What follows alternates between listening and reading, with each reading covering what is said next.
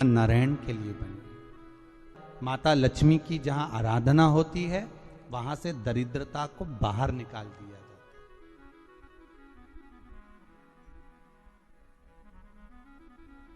कितने दिनों पहले किसी के यहाँ 10 दिन 15 दिन 20 दिन पहले से सफाई का क्रम प्रारंभ हो जाता है। बार बार घर की झाड़ू लगाना, पुताई करना, सफाई करना, जो अटाला सामान है, बेकार सामग्री है जो किसी काम की नहीं, उसको ले जाकर कहीं डाल देना, कहीं भेज देना।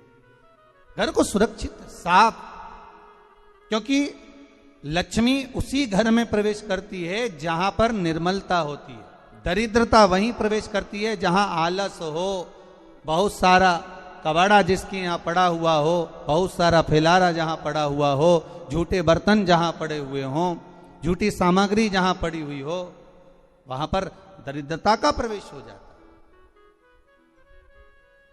वहां दरिद्रता प्रवेश कर जाती। महाराज आप सबसे निवेदन है, घर में जितनी निर्मलता रखोगे, स्वच्छता रखोगे, जितना घर को साफ रखोगे, उतनी ही लक्ष्मी आपके यहां प्रवेश करेगी। पर केवल घर की सफाई से काम नहीं चलेगा। शिव महापुराण की कथा कहती है घर की सफाई के साथ में मन की भी सफाई होना चाहिए। काम, लोभ, आसक्ति, वासना, तृष्णा, ये सब हमारे भीतर भरा हो और हम सोचें कि भगवान हमारे घर में प्रवेश कर जाए तो कैसे प्रवेश करेगा। वो कहते हैं ना, हमने आंगन नहीं बुआरा, कैसे आएंगे हरि।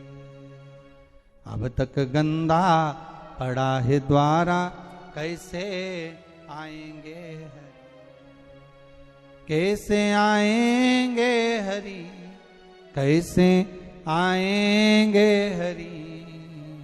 अब तक गंदा पड़ा है द्वारा, कैसे आएंगे हरि।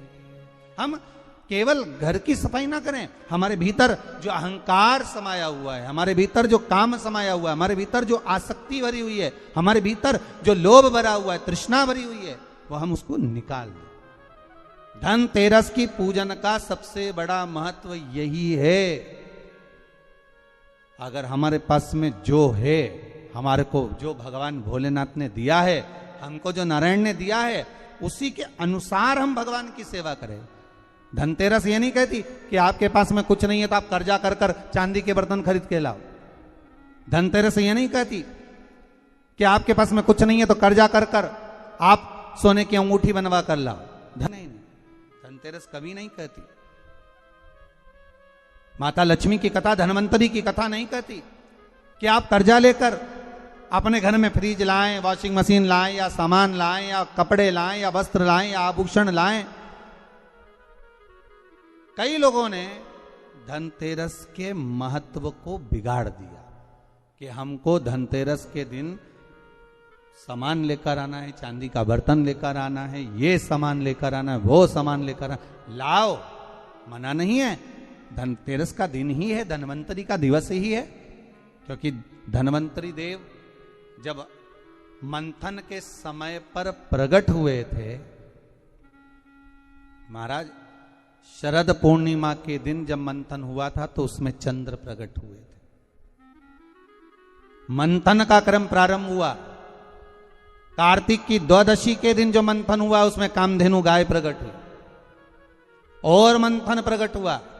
त्रयोदशी आई, धनवंतरी देव प्रकट हो गए, जिनके एक हाथ में शंख है, दूसरे हाथ में चक्र है, तीसरे हाथ में सुंदर औषधि है और चौथे हाथ में सुंदर अमृत का कलश है उनके। स्वयं धनवंतरी देव प्रकट होते। और ये धनवंतरी है कौन?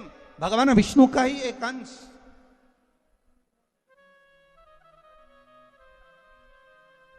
त्रयोदशी को धनवंतरी देव प्रकट हो गए।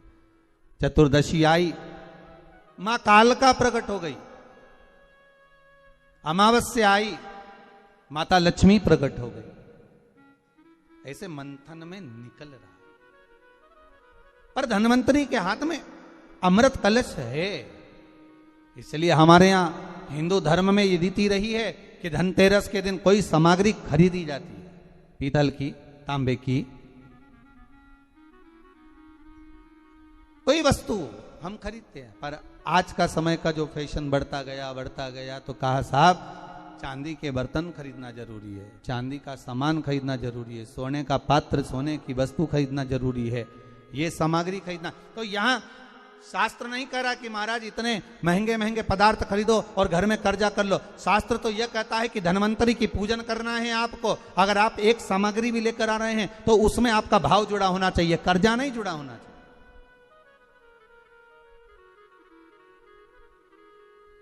मेरा निवेदन रहेगा घर के बच्चों से भी, घर की माताओं से भी, घर की बहुओं से भी, घर की बेटियों से भी, आपके पिता, आपके घर के बुजुर्ग, आपके घर के बड़े, जिनकी जितनी सामर्थ्यता है और सामर्थ्यता के अनुसार अगर वो आपके यहां पर एक तांबे की एक प्लेट भी लाकर दे रहे हैं, तांबे का एक पात्र भी लाकर दे रहे हैं, एक छोटा सा वस्तु भी लाकर दे रहे हैं, तो आप समझना कि धन्वंतरी देवता की कृपा हुई है और हमारे घर में आज ये वस्तु प्राप्त हुई, हमारे घर में आज ये वस्तु आई है।